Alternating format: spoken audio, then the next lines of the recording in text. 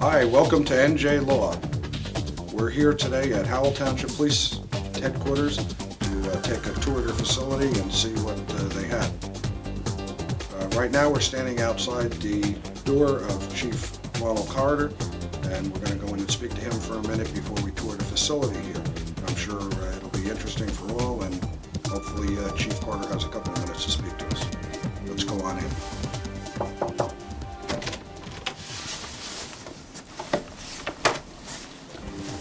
Chief Carter, how you doing? Lieutenant, Thanks for taking time to have us come down here, and the viewing audience and the folks. Anytime. Please have a seat for a second. We're going to be here for a few seconds before we go through the rest of the facility. What I was hoping to do today on NJ Law, Chief, was very often we have the chiefs on our show and officers from the different towns, but we've never before had the ability to go and actually look at their facilities. Howell Township certainly has a nice facility here. It's fairly new. Actually, how long have you folks been in this building? We've been here since 1990, a little over 8 years, a little less than 8 years. And the facility itself houses the police department and I guess the court. How about the court? And are the municipal offices here, or are they? No, municipal offices are in a separate building. We're just police and the court. Okay. And then I saw outside, and when we take the outside shots, we'll probably see, I guess the library is the next building over, or is that also the municipal offices? No, that's the library. That's the next building over. Well, it is a big facility. The township of Howell itself, how many police officers do you have here? Right now we have 72. By end of the summer we'll have 76. We'll be putting on additional people during the summer months. And is that normal, or your normal strength for your department, or do you need a few more people? Well, like I said, we're adding this summer, so you know, the town's growing. We're going to have to grow with it to a certain extent. Now, as far as area is concerned, Ocean, where I work, is about 11, I guess, and a half square miles. How about Howell? Well, Howell Township is a little over 62 square miles. It's growing rapidly. A lot of housing developments going up, a lot of new people coming in. Therefore, we're going to have to increase our force to accommodate those people. I can imagine. As far as problems, I guess we probably all have similar types of problems in the types of communities we come into, larger townships within the county, Wall, Howell, Ocean, and even the larger towns up north, like Middletown, is pretty sizable. With all the major highways and 195 running through portions of Howell, etc., is that bringing a lot more people into the area as far as building up? Yes, it is. You know, 195 is the main route from the shore to Trenton, so therefore you're seeing a lot of development in and around that area of the highway itself, housing developments. Now, Howell actually extends out to, well, where Route 9 is, and yes. What your southern border is actually right at the Ocean County line. It is the Ocean County line. We border Lakewood Township in the south, Jackson Township to the west. So, yeah, we do border, you know, the Monmouth Ocean counties. Well, what I hope to accomplish here today is, as we take a little bit of a tour around, I'm sure you have school groups that come through here on tour, as most of the police departments, but it occurred to me that a lot of the folks who don't get a chance to do that, either because they're working when the tours are going on or whatever, this would be a good opportunity for them to look at their police department, the facility, meet the chief. Great. And hopefully meet some of the officers. So if it's okay, with your permission, I'm going to kind of wander around the hallways and take one of the officers with me and see what we can look at. Feel free. I appreciate it. Okay. Thanks again. Enjoy your stay and come back again. Sure. And I'll come back maybe for lunch. Okay. Thanks a lot, Chief. Okay, you're welcome.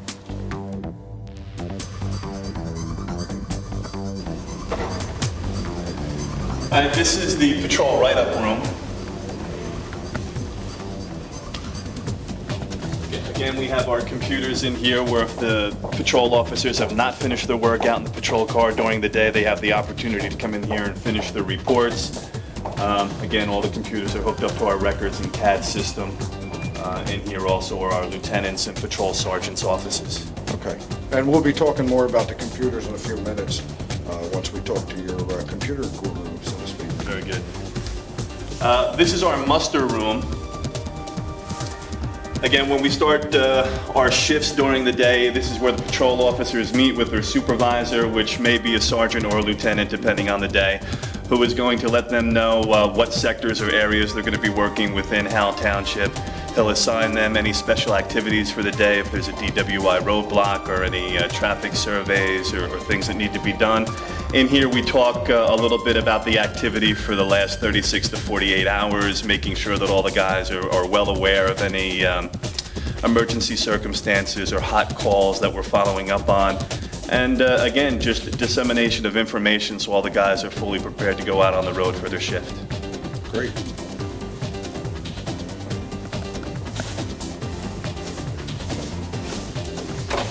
Right around the corner is our training room. This is where we conduct in-service training for the patrol officers and other people on the department.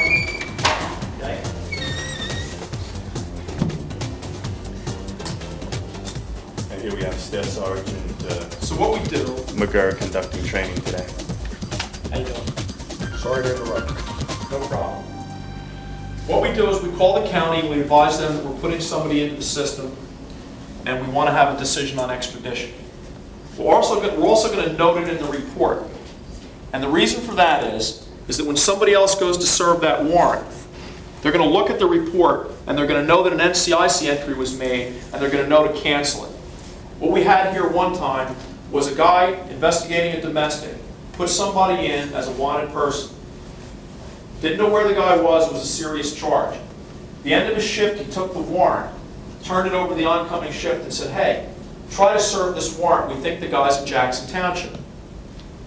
Somebody ran over to Jackson Township and arrested the guy on the warrant. But in the report, there was no mention that he was entered in NCIC. So when they served the warrant, they thought the case was closed.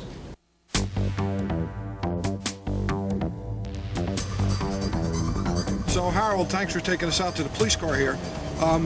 Other than the normal police radios that you have in here and the controls for the lights and the siren, and I guess you have a radar unit in this patrol car, you also have something that's fairly recent technology for law enforcement, and that's the mobile data terminal. That's correct. Maybe you could just show us the mobile data terminal here a little bit and explain its function to the officer on the road. All right, this terminal is hooked up to our main computer inside the building and also hooked up to the state police computers in Trenton. It allows us to access all of the information that dispatch normally would do in the old days over the telephone. Now we can do all this work directly from our police car. I can go through a series of our pages on the MDT, kind of explain what each one does. Whenever there's an emergency broadcast in the town, that could be a fire, a first aid, a riot condition, or something that every officer in town needs to know about immediately, it'll come up on this emergency broadcast screen. That is sent out by the dispatchers inside the building, and every police officer on duty in their vehicle will get that at the same time. 163, you get that call I just sent you? The incident status board has to do with what police officer is assigned to each particular incident, Thank you. the location of the incident, and whether or not they've completed the call. That's most important for the officers in adjoining sectors and for the supervisors to keep track of where everybody is in case there's a problem on the road and we lose communication with somebody. Now, these mobile data terminals are individually addressable. In other words, they'll send it to one individual or all the officers. Yeah, the emergency dispatcher has the option of sending it to every police officer on the road or to individual officers assigned to a sector. Normally, there will be one officer assigned to the call and a backup officer assigned that's from the adjoining sector or the next closest area. We have a basic screen that talks about the officer assigned to each vehicle, his badge number, the car number being used, his portable number, and what sector he's going to be working. This screen is used so that the police officer can do his reports directly from his car. In the old days, we had to go inside the building, use pen and paper. It took a long time to try to complete our reports.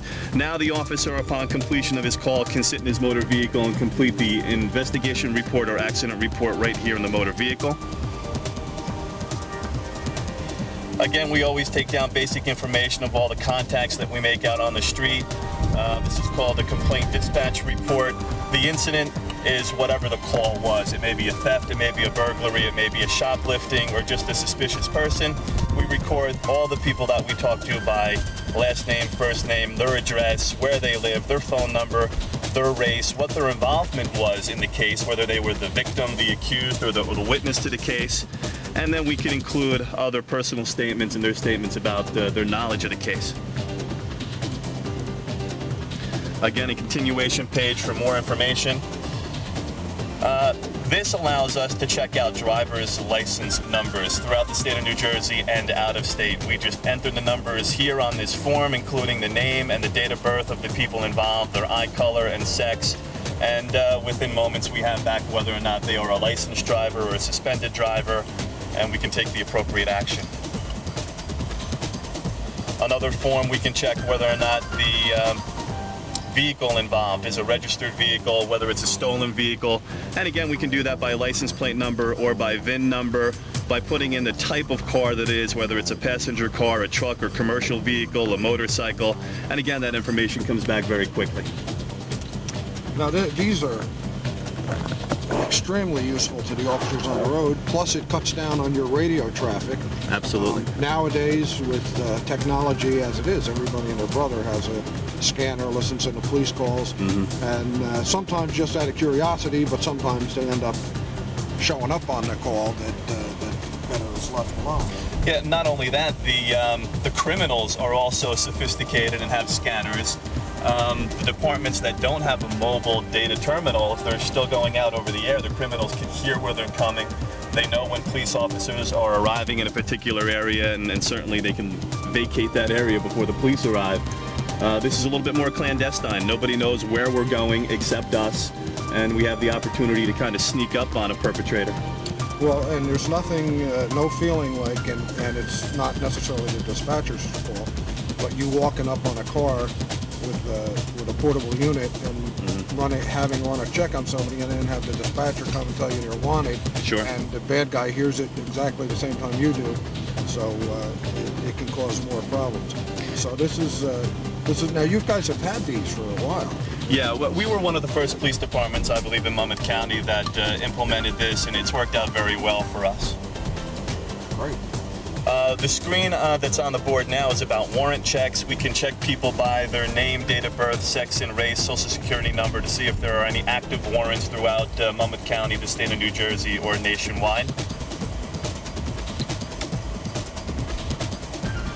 We also have the ability to check and see if a gun that is found on a perpetrator has been stolen or is in fact registered. And again, that's by entering the make and the model and the serial number. And there we are, back to the beginning. Great. Well, and when we go inside the building, we'll be seeing the other side of that from the dispatch end, see what their computers look like. So actually, why don't we go on in now and we'll check it out. Okay. Can you hold on 1 second, please? Howell Township Police. Harold, this is the dispatch area, obviously, at Howell Township. Sure. Maybe you could explain to us a little bit about what goes on in here. As we talked about previously, this is kind of the nerve center of the police department. All the 911 emergency calls come into here. Our mobile data terminals in the police cars also directly come into this area. Our staff services sergeant, Don McGirr, is the head of the emergency operators and also the head of the computer system. He may be able to help us out. Great. Hey, Sarge, thanks for taking some time out. Sorry we disturbed your class before. No problem. Now, there's a couple of different things that happen in Howell Township that don't happen in many other communities in Monmouth County area. One of those is that you guys handle your own 911 calls, and many other communities in Monmouth County use the county. So how does that make it a little bit different for you here? Well, First of all, we made a conscious decision 9 years ago, or 7 years ago, when we built this building, that we were going to handle our own 911 calls right from the start. As a result of that, we had to buy some additional equipment, which includes over here our what are known as anti-alley displays. When a 911 call comes in, the address information for the person automatically shows up, and over here we would actually get a replay of the number. I'm not going to put it up here right now because it would be somebody's personal information. The operator at that point, who took the 911 call, can put it into the computer system, which I have a screen up right over here. This computer-aided dispatch system we purchased from Bull Information Systems in 1990. There are approximately 9 other departments in the country that are using this software. All the information with regard to the type of call and the location is entered in by the dispatcher. The computer checks it against a database that we've built and verifies what the location is, verifies that it's a valid location. It gives us the nearest cross streets between which the address is located. If we put in a business name, it automatically enters the information as far as the address is concerned. So we can just put in, for instance, Wendy's or RX Place. We can put that in, and the computer tells us which shopping center it's in and what the address is. The computer will also check to see what officer is assigned to that zone, whether or not he's available, and it will suggest to the dispatcher who he send. When the dispatcher decides who he's going to send, he just puts a D on the command line, hits transmit, and the information on this screen automatically goes to the mobile data terminal that is located in the man's car. From that point, the officer pushes a button, and this status here will indicate that he's acknowledged the call and that he's on his way. When he arrives at the scene, he pushes another button, and as you can see, this officer is on the scene of a call. So that's automatically generated by the computer. And when he's finished, he pushes another button. It returns his status to available, and the call that he's on will then disappear from the screen. All the current incidents that are running will be listed here. All of the current resources and what their status is at this time will be listed over here. This cuts down your radio traffic significantly. We also spoke about the idea of folks having scanners, even the bad guys having scanners, so that works out well. How long have you been, I know you've had mobile data terminals for a while. How long have you had them, and how old is this software that you're using now? We purchased this software along with the mobile data terminals when we moved into this building in October of 1990. The software for the computer-aided dispatch and record system was being marketed at that time as an off-the-shelf product. We elected to integrate it with mobile data terminals that we purchased from Motorola. We hired a company from Boston to do the integration, and we worked to custom develop the specifications for the mobile data terminals. To my knowledge, we were the first department in the state that successfully integrated a mobile data terminal with silent dispatch, NCIC and DMV inquiries, as well as the third phase, which is that when the officer completes the call, he can actually enter the information into the record system directly from the car. So in a routine call that doesn't involve a formal investigation report, if an officer handles that call and someone were to come in a half an hour later and want a copy of the report, that report is available in our record system, even though that officer hasn't been off the road yet. That's quite impressive. How do the officers like it? I mean, it's some of them. It's got to be a little bit of new technology might be a problem, or have you found that they all assimilate very easily into it? The software, as I said, we developed it to our own specification. We purposely made it simple to use. The training involved in using the MDT, in and of itself, you can train a person to use it in less than an hour. The only objection that we found when we first implemented the system is that because we were using silent dispatch, some of the officers felt that they were being left out because they didn't know what was going on around the town.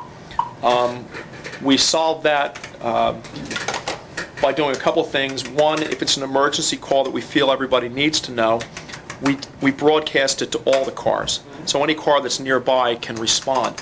We also had the software modified that at any given point in time, any officer in the car can push a button, and within 30 seconds, he'll have a display of what everyone is doing and what all the active calls are. 131. Our supervisors use that all day long. They just, as they're out on the road, they can continually push that button, and they know at any given time what each of their men is doing. 1081. Now, you said you do the 911 dispatch, and you take the 911 calls in here, so you obviously have to be dispatching more than just your police cars. And when you're not using the mobile data terminals, you're using a radio. So maybe you could go over your radio system here while we're in the desk area and explain to the folks what it's all about. Well, as I stated before, we dispatch the police department. All the police cars have mobile data terminals, but for fire and first aid, we dispatch over a conventional radio. And what we have right here is a Motorola Centricom system that allows us to dispatch to, we have 6 fire departments we dispatch for, as well as 3 first aids. Those are the 6 fire departments in Howell Town, 5 in Howell Township, and the borough of Farmingdale also has a fire department. They share some of the responsibilities for responding to fires in Howell Township. We also have 3 first aids in Howell Township itself. We can dispatch to one or all of those with one transmission just by selecting which frequencies we want to use. We can send it out to all of them at one time if we want. So what we elected to do here, as I stated before, was when we built this building, we were going to cut down the middleman. When a 911 call originates from Howell Township, it goes directly to the person that can immediately send the first aid or fire or the police to your address, and it doesn't have to be transferred through multiple agencies where it would be if you use a regional system. Okay. Now, also in the desk area here, aside from the radios, the 911 equipment for the telephones, and the mobile data terminals, we also have a number of monitors that are obviously hooked up to cameras. Could you maybe explain the different areas that are being monitored? Well, any areas that are secure in the building are covered by a closed-circuit TV camera. We also have the ability to select up to 8 cameras that would be fed through a video recorder, and each of our cells in our cell block area has a camera on it, as well as the processing area and the sally port area where we bring the prisoners in. So from the time we bring a prisoner into the building and he pulls into the enclosed sally port, he's on camera, he goes to the processing area, that's being taped, and as long as he's in a cell, that cell is also being taped. The dispatchers can monitor if there's any activity in those cells, like a potential attempted suicide or an attempted escape. We can also use these tapes to prove or disprove any allegations of how a prisoner, for instance, was treated or got injured. We've had prisoners that have injured themselves and claimed that a police officer did it. The videotape can show that that was not the case. All right, great. Well, we'll be going down to the cell in the sally port area when we leave here. So why don't we do that now? Very good. Well, Harold, we're down in the cell area now, and we're actually seeing the cameras that we saw from up at the desk.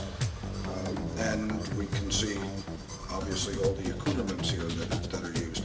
When they bring a prisoner into the headquarters here, where do they bring them in? Okay, if you step over here, I can show you the sally port area.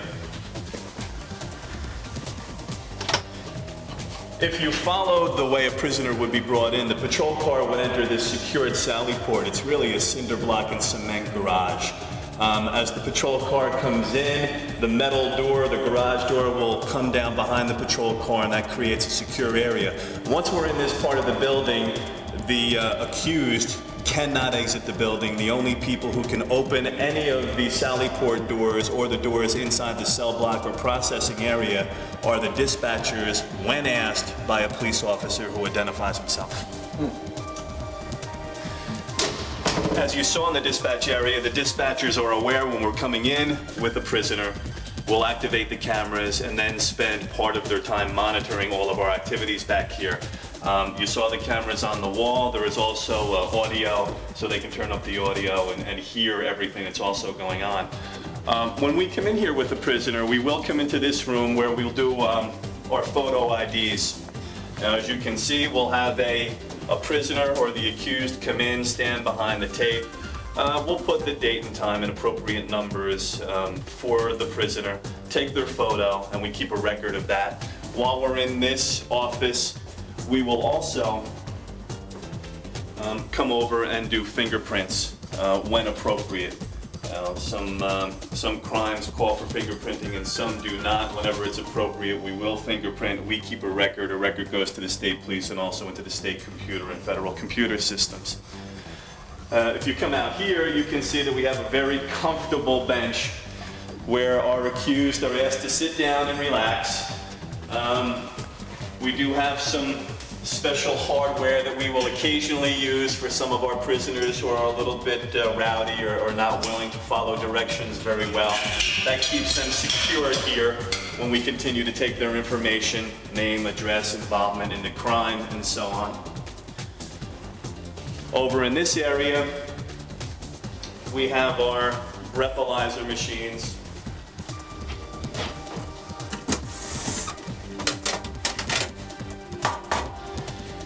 Even with all the education and all of the enforcement, unfortunately, we have people that continue to drink and drive. On one hand, we're very proud of the Howell Township Police Department because of our drunk driving enforcement. We've been number 1, number 2, or number 3 consistently for 20 years in Monmouth County in the enforcement of drunk driving offenses. In 1997, we arrested here 198 drunk drivers. I guess that's good news and bad news. We're finding them, we're arresting them, but the numbers continue to stay pretty solid and aren't going down. Again, in here we have other information that we use to fill out our reports, physical copies of prisoners' property list, DWI reports, statements, and property reports, and so on. We also have a computer back here so we can continue to do our paperwork and enter it directly into the CAD system from this area.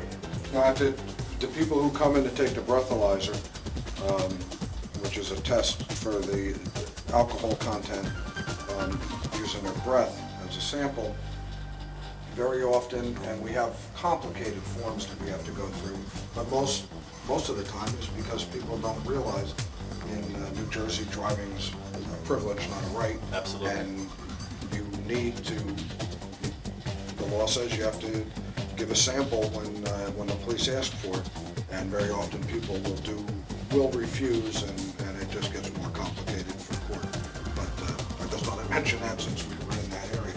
Also up on the wall, I see that we have some more of the cameras, and these are the ones that are monitoring the cells that are on the opposite side of the wall. That's correct. All right. And actually, we'll probably go over and take a peek at the cells.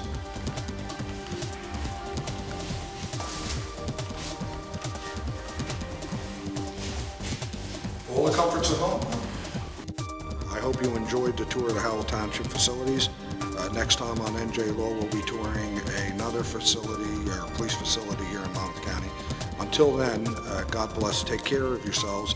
And I'm Kevin Quinn, your host. Take care, and we'll see you soon.